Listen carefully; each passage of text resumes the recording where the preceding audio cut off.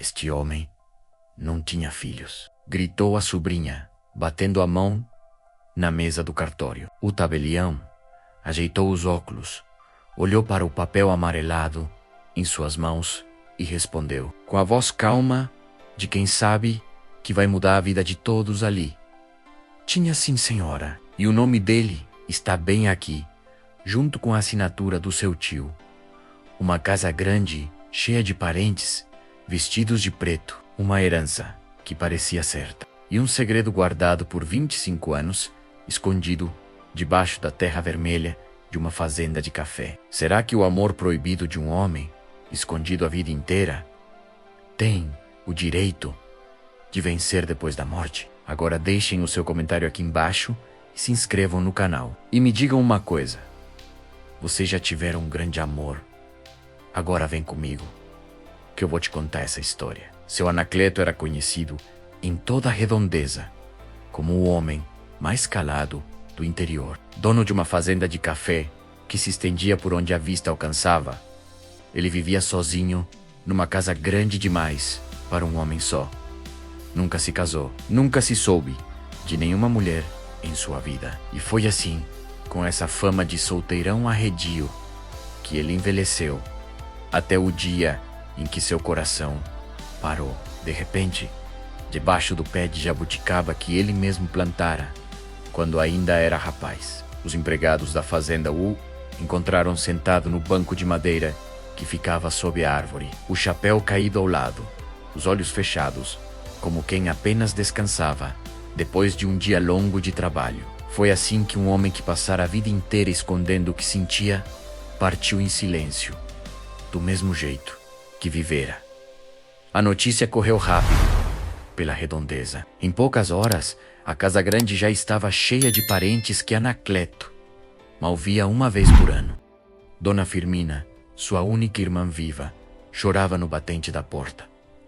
Mas por trás das lágrimas, seus olhos já mediam os cômodos, os móveis, as terras que se estendiam até onde a vista alcançava. Seu filho, Belarmino, um homem de fala mansa e olhar calculista, já andava pela propriedade como se cada palmo fosse seu, contando os bois no curral, avaliando o valor da tulha, cheia de café, recém-colhido. Meu tio não teve filhos, dizia Belarmino a quem quisesse ouvir, enquanto caminhava pelos corredores da Cosa Grande, examinando os móveis antigos. A herança é nossa por direito. Quem mais poderia herdar tudo isso, senão nós? Ninguém contestava. Afinal, era voz corrente na região que Anacleto vivera e morrera sozinho, sem esposa, sem descendência conhecida. Os vizinhos que vieram prestar condolências repetiam baixinho a mesma história. Um homem bom, trabalhador, mas fechado como porta de igreja em dia de semana. Ninguém sabia de namoros. Ninguém sabia de amores. Apenas um homem e sua terra, ano após ano, como se a solidão fosse o único destino que ele tivesse escolhido para si. Mas havia alguém que sabia de um segredo, e esse alguém observava tudo daquele canto discreto da sala. Chamava-se Vovó Ritinha, a mulher mais velha da fazenda, que trabalhara para Anacleto desde menina e o vira crescer, sofrer e envelhecer sozinho. Fora ela quem lavara suas roupas, cozinhara suas refeições e testemunhara, ao longo de décadas, os silêncios pesados daquele homem que carregava um peso invisível nos ombros. Enquanto os parentes discutiam sobre partilhas na sala principal, ela ficou parada no corredor, olhando para o retrato do patrão na parede, e sussurrou para si mesma que, se soubessem da verdade, não estariam tão apressados assim, porque havia, sim, um filho que Anacleto nunca teve coragem de assumir diante do mundo, não por vergonha do menino, mas por um amor que a sociedade daquele tempo jamais permitiria reconhecer. Décadas atrás, quando ainda era jovem e cheio de sonhos, Anacleto se apaixonara por Benedita, uma mulher escravizada que trabalhava na mesma fazenda que pertencera a seu pai. Ela cantava enquanto trabalhava na horta, uma voz clara que parecia atravessar o vento e chegar até onde quer que Anacleto estivesse. Foi assim, entre o cheiro de terra molhada e o som daquela voz, que o coração dele se rendeu, sem pedir licença, sem escolher o momento certo. Um amor nascido em silêncio, alimentado às escondidas, entre o medo e a ternura.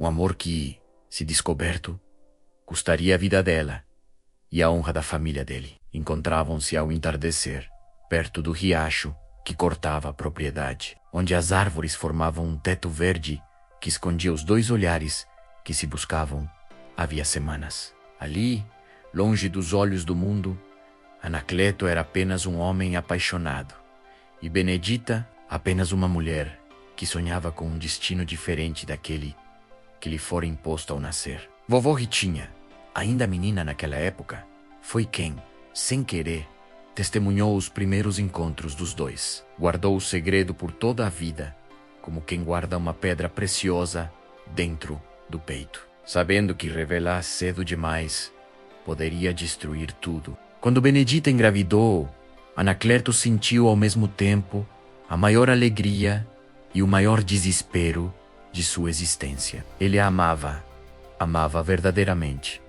mas o mundo ao redor não deixava espaço para esse amor existir às claras. Se o pai dele descobrisse, ou pior, se a sociedade da região soubesse, as consequências recairiam sobre Benedita, não sobre ele. Foi por medo de perder de um jeito ainda mais cruel que Anacleto escolheu o silêncio, mesmo sabendo que esse silêncio custaria caro ao próprio coração. Fez o que pôde.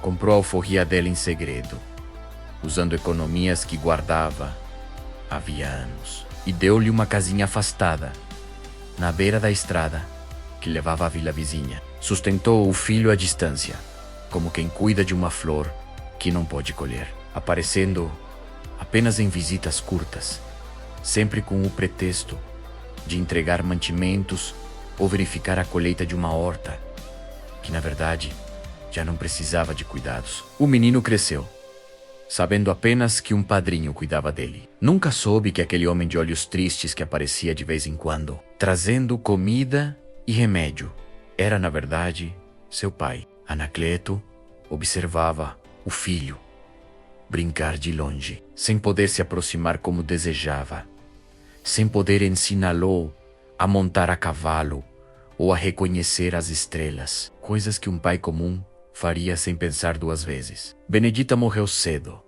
de uma febre que os médicos do interior não souberam curar. Anacleto chorou sozinho, trancado no próprio quarto, sem poder comparecer ao velório como um homem enlutado tem direito, porque aos olhos de todos ele era apenas um fazendeiro caridoso que ajudava uma família pobre. E o menino, já rapaz, foi criado por uma família vizinha, sem nunca imaginar a verdade que se escondia por trás da bondade discreta daquele fazendeiro solitário. Anacleto nunca teve coragem, ou talvez nunca tivesse tido a chance de contar a verdade em vida. Envelheceu observando o filho crescer de longe, casar, ter seus próprios filhos, sem nunca poder dizer as palavras que carregava havia décadas. Mas guardou, durante todo esse tempo, um testamento lacrado no cartório da cidade, esperando o dia em que a verdade, enfim, poderia ser dita sem medo. E aquele dia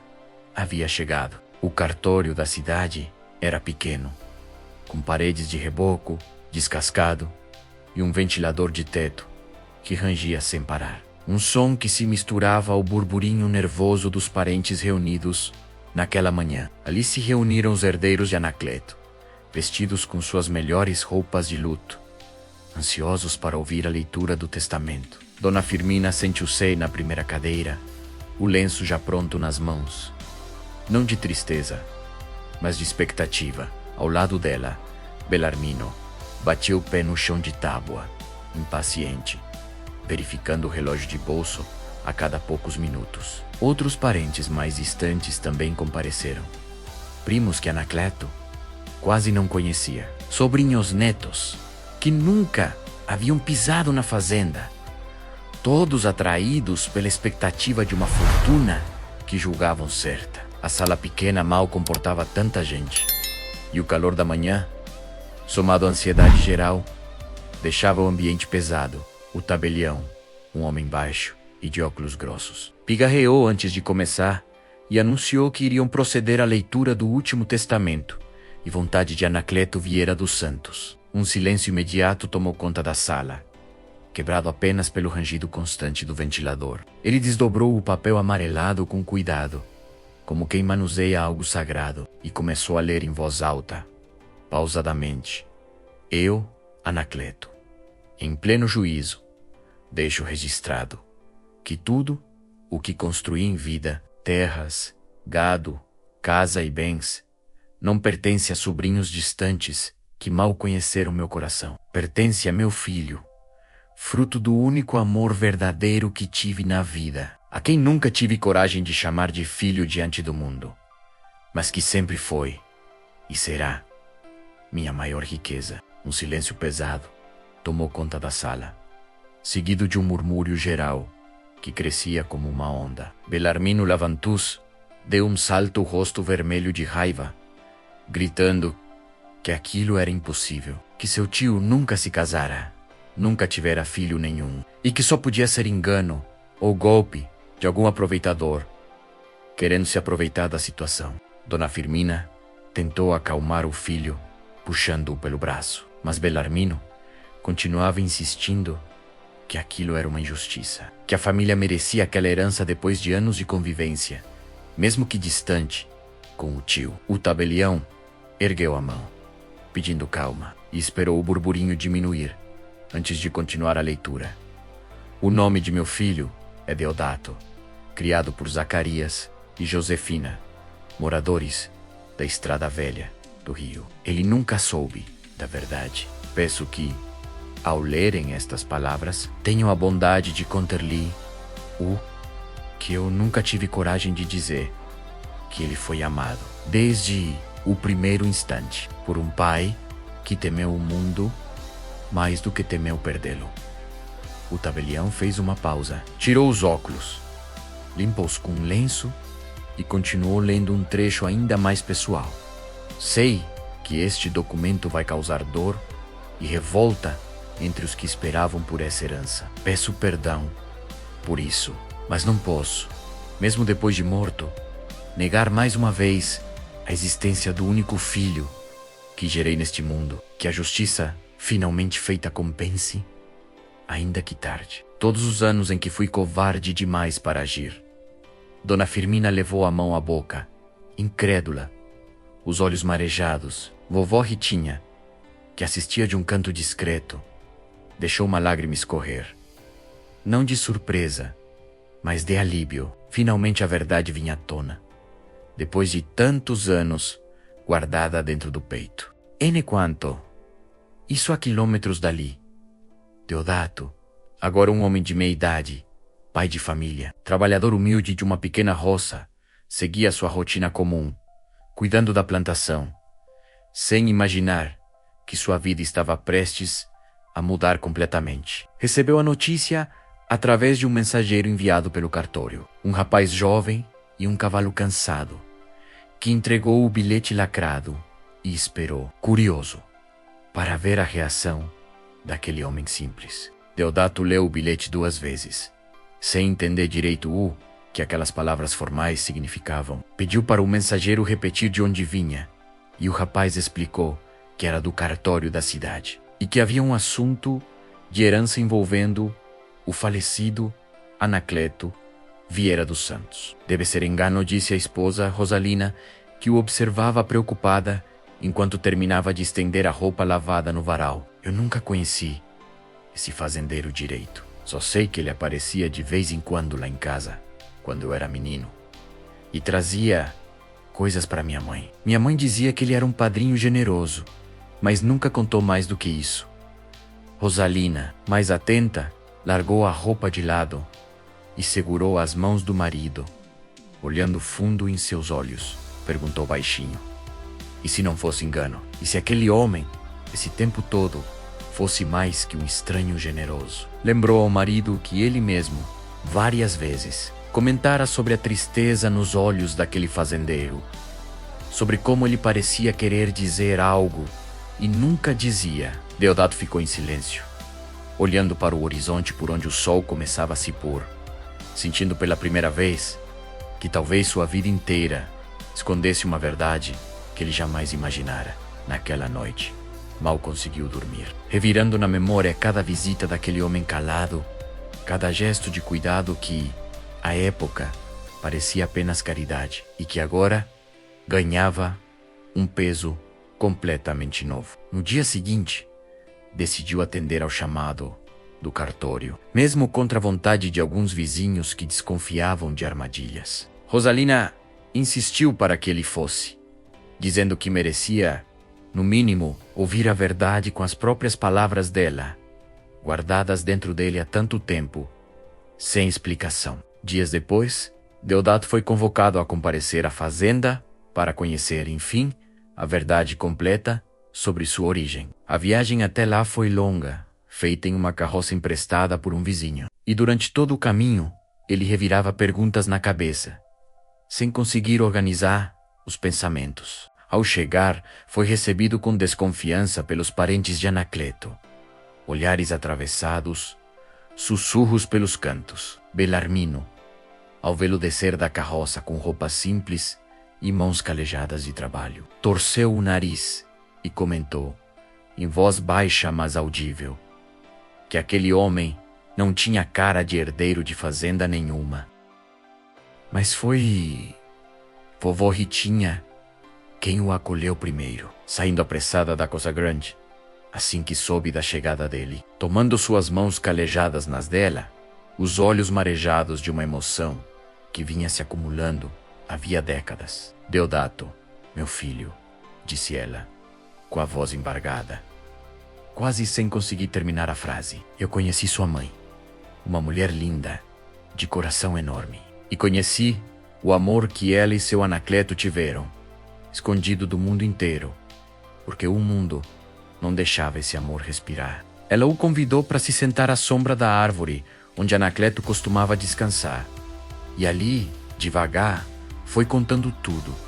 Os encontros escondidos perto do riacho, o medo constante de serem descobertos, a alforria comprada em segredo, as visitas disfarçadas de caridade. Deodato ouvia, em silêncio, o rosto tomado por uma mistura de espanto e dor, enquanto peças de uma vida inteira finalmente se encaixavam. Depois de contar a história, vovó Ritinha o levou até o quarto do fazendeiro, intocado desde sua morte. O cheiro de cedro e tabaco, ainda impregnado nas paredes, mostrou-lhe uma pequena caixa de madeira escondida atrás de um armário, coberta por uma fina camada de poeira. Dentro, cartas nunca enviadas, um retrato desbotado de uma mulher de sorriso doce e um bilhete, escrito com letra trêmula, datado de poucos meses antes da morte de Anacleto. Deodato pegou o retrato com as mãos trêmulas, reconhecendo ali, nos traços do rosto, algo que lhe era familiar. Talvez o mesmo formato de olhos que ele via no espelho todas as manhãs. Sentou-se na cama do fazendeiro e começou a ler o bilhete, em voz baixa.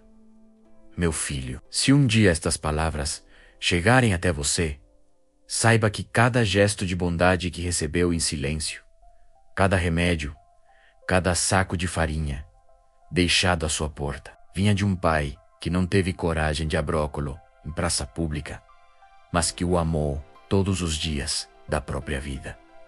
Perdoe minha covardia. Não deixe que ela defina quem fui. Deixo-lhe não apenas terra, mas a prova de que o amor, mesmo escondido, nunca deixou de ser verdadeiro.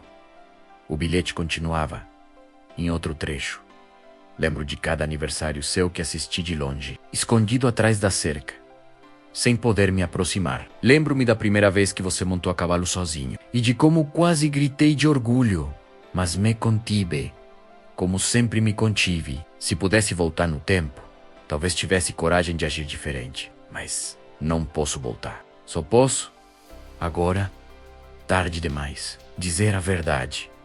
Deodato leu as palavras com a voz embargada, as mãos tremendo tanto quanto a letra do bilhete. Décadas de perguntas sem resposta, de um vazio que ele nunca soube nomear, finalmente encontravam sentido. Não sentiu raiva, sentiu, pela primeira vez, que pertencia a alguém, que sua existência fazia parte de uma história maior do que ele imaginara. Vovó Ritinha ficou ao lado dele em silêncio, deixando que o momento se desenrolasse sem pressa, como quem sabe que certas dores e certas alegrias precisam de tempo para serem compreendidas. Nos dias seguintes, Belarmino, ainda inconformado, tentou contestar o testamento na justiça, alegando fraude e insistindo que aquele homem simples havia forjado toda a história para se apossar das terras. Contratou um advogado da cidade grande e levou o caso perante um juiz, exigindo que o testamento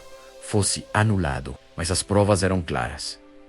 Os registros de pagamentos antigos, guardados pelo próprio Anacleto, o testemunho firme de vovó Ritinha, que relatou cada detalhe da história com riqueza de detalhes, e as cartas nunca enviadas, escritas ao longo de décadas, todas com a mesma caligrafia do testamento. O juiz, depois de analisar cada documento com cuidado, decidiu que a verdade, por mais que incomodasse alguns, não podia mais ser escondida ou negada. Belarmino saiu do tribunal derrotado, sem conseguir esconder a amargura no rosto. Dona Firmina, ao contrário do filho, procurou Deodato dias depois, em um gesto inesperado, e pediu desculpas pela forma como a família o tratara no início. Disse que, apesar de tudo, reconhecia ali um pouco do irmão que perdera, e que gostaria, se possível, de manter algum contato no futuro. Meses depois,